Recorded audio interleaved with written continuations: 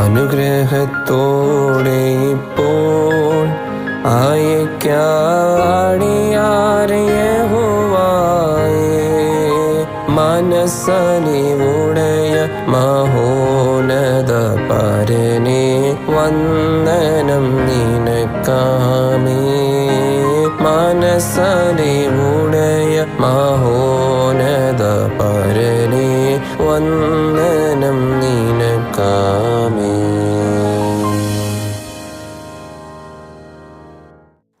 കർത്താവ് യേശുക്രിസ്തുവിൻ്റെ കൃപയും ദൈവത്തിൻ്റെ സ്നേഹവും പരിശുദ്ധാത്മാവിൻ്റെ കൂട്ടായ്മയും നിങ്ങളെല്ലാവരോടും കൂടെ ഇരിക്കുമാറാകട്ടെ.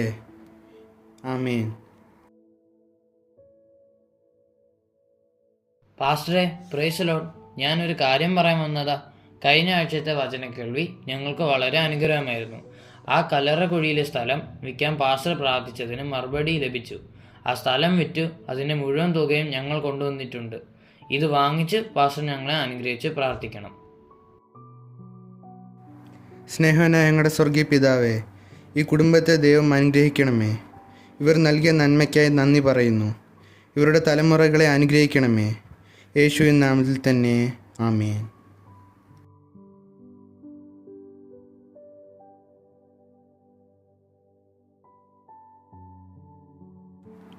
ഇന്ന് മരണവാർത്ത വളരെ കൂടുതലാണല്ലോ. ഭാര്യ ഭർത്താവിനെ ചിരവയ്ക്കടിച്ചു കൊന്നു. അയ്യോ, ഭാര്യ ജ്യൂസിൽ വിഷം കലക്കി കൊന്നു. എൻ്റെ ദൈവമേ. അച്ചായോ, എന്നാ ജ്യൂസ് കുടിക്ക്. അച്ചായോ, അച്ചായോ. എന്താ ഈയിടെയായി നമ്മുടെ പത്രോസ് പാസ്റ്റർ പ്രാർത്ഥിച്ചാൽ ഭയങ്കര വിടുതലാണെന്നാ പറഞ്ഞു കേട്ടത്. ഞാനും അത് കേട്ടു. പുള്ളി നല്ല മിടുക്കനാന്നാ പറയുന്നത്. ഇന്ന് ആ മത്തായിച്ചനും മറിയാമ്മ ചേച്ചിയും പാസ്റ്ററുടെ കയ്യിൽ എന്തോ പൊതി കൊടുത്ത് പ്രാർത്ഥിക്കുന്നത് കണ്ടു. അച്ചായൻ കണ്ടോ?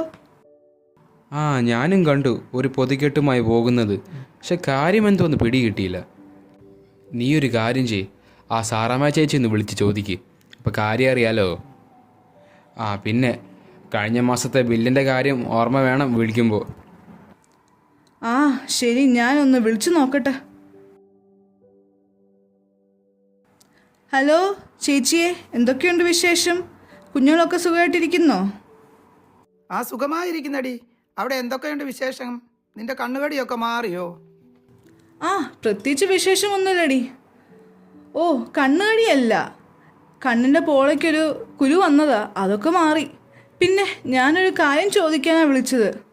ആരാധന കഴിഞ്ഞപ്പോൾ നിങ്ങളൊരു പൊതിയുമായി കൊണ്ട് പാസ്റ്ററുടെ അടുത്ത് പോകുന്നതായിട്ട് കണ്ടു. എന്താ കാര്യം? ഞങ്ങൾ ആ കല്ലറക്കുഴിയിലെ സ്ഥലം ഒന്ന് വിറ്റ് കിട്ടാൻ വേണ്ടി പാസ്റ്ററെ കൊണ്ട് പ്രാർത്ഥിപ്പിച്ചായിരുന്നു. ഏത് സ്ഥലം? ആ കാട് പിടിച്ച് പന്നിയേറിയ മെയ്യുന്ന സ്ഥലമോ? അതേടി, ആ സ്ഥലം തന്നെ. പാസ്റ്റർ പ്രാർത്ഥിച്ചപ്പോൾ അത് വിറ്റുപോയി. ആ പണം മുഴുവനും ഞങ്ങൾ പാസ്റ്ററെ ഏൽപ്പിച്ചു. പാസ്റ്റർ ഞങ്ങൾക്ക് വേണ്ടി പ്രാർത്ഥിച്ചു. അയ്യോ, മുഴുവൻ തുകയും നിങ്ങൾ കൊടുത്തോ? അതേടി, ഞങ്ങൾ മുഴുവൻ തുകയും പാസ്റ്റർ കൊടുത്തു. അതിനുശേഷം ഭവനത്തിൽ വലിയ വിടുതലുകൾ നടന്നു. മോൻ്റെ ഓസ്ട്രേലിയയ്ക്കുള്ള എല്ലാ പേപ്പർ വർക്കുകളും ശരിയായി. ഇളയ മോൾ അഭിഷേകം പ്രാപിച്ചു. ഭവനത്തിൽ ഇപ്പോൾ സന്തോഷവും സമാധാനവും ഒക്കെയുണ്ട്. എന്നാ ഓക്കെ ചേച്ചി, പിന്നെ വിളിക്കാം. മനുഷ്യ, നിങ്ങൾ വല്ലതും അറിയുന്നോ? ഇവിടെ വായം പൊളിച്ചിരുന്നോ? എന്തുവാടി, നീ കാര്യം തെളിച്ചു പറ. ചേച്ചി എന്താ പറഞ്ഞേ? മത്തായിച്ചൻ കൊണ്ടുകൊടുത്ത് ആ പൊതിക്കെട്ട് എന്താണെന്ന് മനസ്സിലായോ? അവരുടെ ആ കാട് കയറി കിടന്ന സ്ഥലം വിറ്റു കിട്ടിയ പണം മുഴുവൻ അവർ പാസ്റ്ററെ കൊടുത്തു. മുഴുവൻ പണമോ? അതെന്നെ, അവർ അത് വിൽക്കാൻ വേണ്ടി പാസ്റ്ററെ കൊണ്ട് പ്രാർത്ഥിപ്പിച്ചിരുന്നു. വിറ്റ് കിട്ടിയപ്പോൾ മുഴുവൻ തുകയും കൊടുത്തു. എന്നിട്ട് പറയുക, അതിനുശേഷം അവർക്ക് ഭയങ്കര വിടുതലുണ്ടായെന്നും മകൾ അഭിഷേകം പ്രാപിച്ചെന്നും മൂത്തവന് ഓസ്ട്രേലിയക്കുള്ള വിസ ശരിയായെന്നും പറഞ്ഞു. ആ 10ാം ക്ലാസ് തോറ്റെടുക്കുന്ന ചെറുക്കനോ? എൻ്റെ ദൈവമേ. അതെന്നെ, അവൻ തന്നെ. അവൻ്റെ ഒരു യോഗം. എടി, നമുക്കൊരു കാര്യം ചെയ്താലോ? നമ്മുടെ ആലിസിനെ കെട്ടിക്കാൻ വേണ്ടി ഇട്ടിരിക്കുന്ന ആ അരേക്കർ സ്ഥലമല്ലേ, അത് പാസ്റ്ററെ കൊണ്ട് പ്രാർത്ഥിപ്പിച്ച് അങ്ങ് വിറ്റാലോ? അതെന്തിനാ അച്ചായ? എടി മണ്ടി, അത് വിറ്റ് കിട്ടുന്ന തുക മുഴുവൻ നമ്മൾ പാസ്റ്ററെ കൊണ്ട് പ്രാർത്ഥിപ്പിച്ചാൽ നമുക്ക് വെച്ചടി ഉയർച്ചയായിരിക്കും. പിന്നെ നമ്മളെ ചർച്ചിൽ ഒന്നും മൈൻഡ് ചെയ്യാത്ത പല പേരുണ്ടല്ലോ, അവരൊക്കെ നമ്മുടെ കാൽക്കേ വരും. ഓ, അച്ചായൻ്റെ ഒരു ബുദ്ധി അപാരം തന്നെ. ഇതൊരു നല്ല ഐഡിയ ആണ്. നീ എപ്പോഴും ഇത് തന്നെ പറയണം. ഇപ്പോഴെങ്കിലും എനിക്ക് ബുദ്ധിയുണ്ടെന്ന് നീ സമ്മതിച്ചല്ലോ. ഞാൻ ആ പാസ്റ്ററെ ഒന്ന് കണ്ട് വിവരം പറഞ്ഞ് പ്രാർത്ഥിപ്പിച്ചിട്ട് ആ ബ്രോക്കറേയും കൂടെ കണ്ടിട്ട് വരാം. നീ അപ്പോഴത്തേക്കും ചോറ് റെഡിയാക്കി വെക്ക്.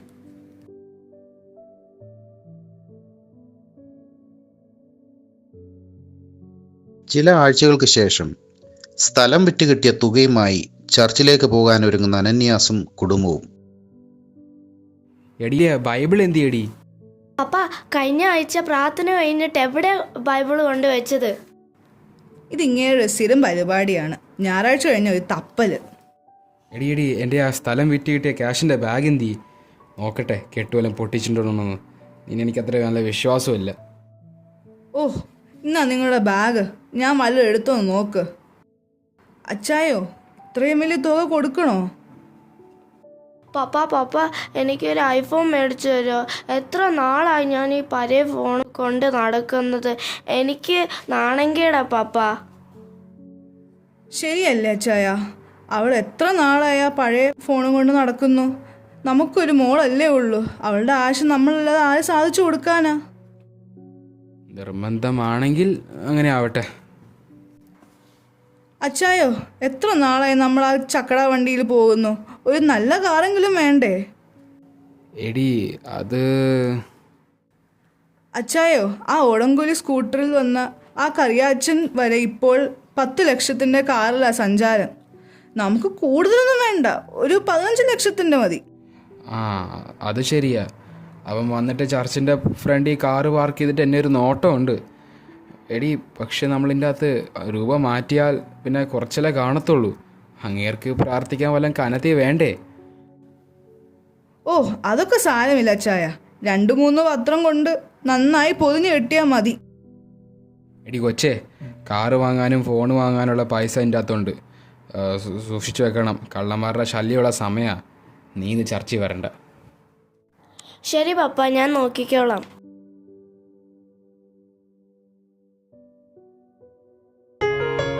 അനുഗ്രഹത്തോടെ ഇപ്പോൾ യഹോവായേ, മനസ്സലിവുടയ മഹോന്നത പരനെ വന്ദനം നിനക്കാമേ. മനസ്സലിവുടയ മഹോന്നത പരനെ വന്ദനം നിനക്കാമേ.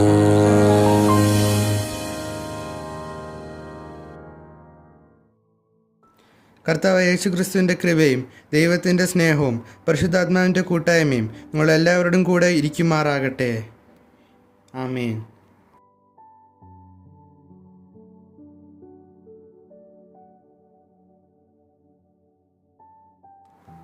പാസ്റ്റർ പ്രാർത്ഥിച്ച ആ സ്ഥലം വിറ്റ് കിട്ടി.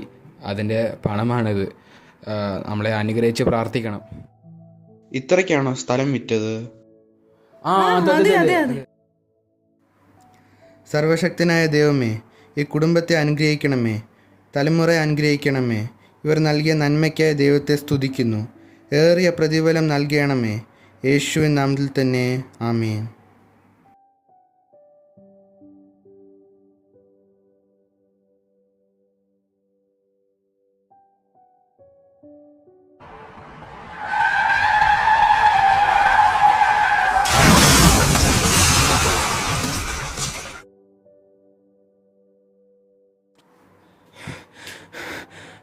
പാസ്റ്ററെ എന്തു പറ്റി തമ്പി? നമ്മുടെ അനന്യാസ് ചേട്ടനും ഭാര്യയും പോയ കാർ ആക്സിഡൻ്റ് ആയെന്നാ കേട്ടത്.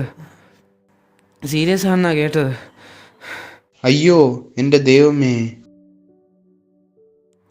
ആകയാൽ പ്രിയ ദൈവമക്കളെ, അഗ്നിജാലയ്ക്കൊത്ത കണ്ണുള്ളവൻ്റെ മുമ്പിൽ ഒന്നും മറഞ്ഞിരിക്കുന്നില്ല. സകലവും നഗ്നവും മലർന്നവുമായി കിടക്കുന്നു. ആത്മീയ വർധനയ്ക്കായി നല്ല വാക്കല്ലാതെ ആകാത്തതൊന്നും നിങ്ങളുടെ വായിൽ നിന്ന് പുറപ്പെടരുത്. ദൈവത്തിൻ്റെ പരിശുദ്ധാത്മാവിനെ ദുഃഖിപ്പിക്കരുത്.